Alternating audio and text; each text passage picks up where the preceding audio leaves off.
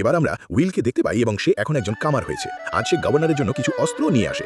এলিজাবেথও এসে তার সাথে দেখা করে, কিন্তু গভর্নর চান না যে তার মেয়ে একজন গরিব লোকের সাথে দেখা করুক। তিনি তাকে সেখান থেকে নিয়ে যান।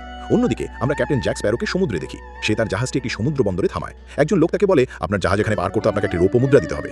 সে লোকটিকে 3টি রৌপ্য মুদ্রা দেয়। এবার সে বলে তাকে যেতে দিতে। যখন সে এগিয়ে যায়, সেখানকার 2 প্রহরী তাকে থামায়। ক্যাপ্টেন জ্যাক স্প্যারো তাদের বলেন, আমাকে যেতে দাও, আমাকে জাহাজ চুরি করতে হবে। প্রহরীরা বিশ্বাস করতে পারছিল না সে কি বলছে।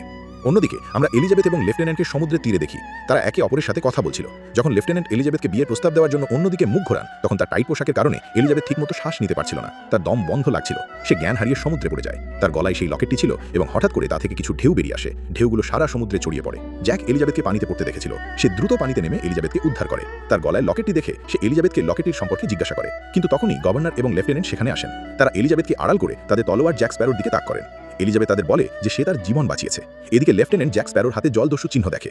লেফটেন্যান্ট তাকে হত্যা করার সিদ্ধান্ত নেয়, কিন্তু এলিজাবেথ তাকে থামায়। তারা তাকে যে সর্বনিম্ন শাস্তি দেওয়ার সিদ্ধান্ত নেয় তা ছিল তাকে বন্দী করা।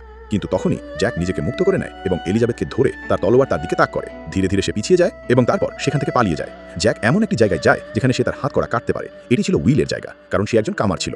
উইল সেখানে আসার পর জ্যাককে দেখে রেগে যায়। সে তার তলোয়ার বের করে। এবার তাদের দুজনের মধ্যে তলোয়ার যুদ্ধ শুরু হয় এবং তারা দুজনেই তলোয়ার ব্যবহার করে একে অপরকে হত্যা করার চেষ্টা করছিল। জ্যাক উইলকে তলোয়ার দিয়ে মারতে যাচ্ছিল, তখন জ্যাক তার তলোয়ার দিয়ে প্রতিরোধ করে নিজেকে বাঁচায়। শীঘ্রই কিছু সৈনিক সেখানে আসে এবং তারা জ্যাককে ধরে ফেলে। তারা তাকে জেলে বন্দী করে। জেলে বন্দী জ্যাক কি পালাতে পারবে?